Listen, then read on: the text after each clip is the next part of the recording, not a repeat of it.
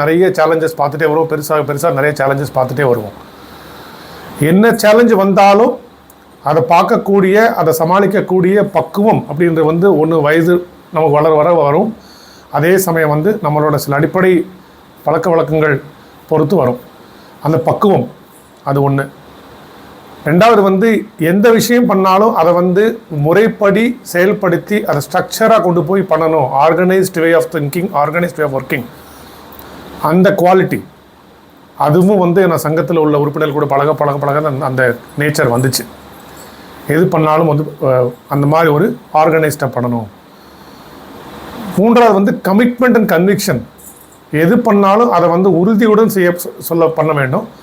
அதில் 1% தவறு இல்லாமல் அதை நம்ம நல்லது தான் பண்ணுறோம் அப்படின்றது இன்டென்ஷன் நமக்கு தெரியுதுன்ற போது ரொம்ப ஆழமாக பண்ணணும். கமிட்மெண்ட் கன்விக்ஷனோடு நம்ம ஒரு விஷயத்தை பண்ணுற போது அது வெற்றி கட்டாயம் வரும்.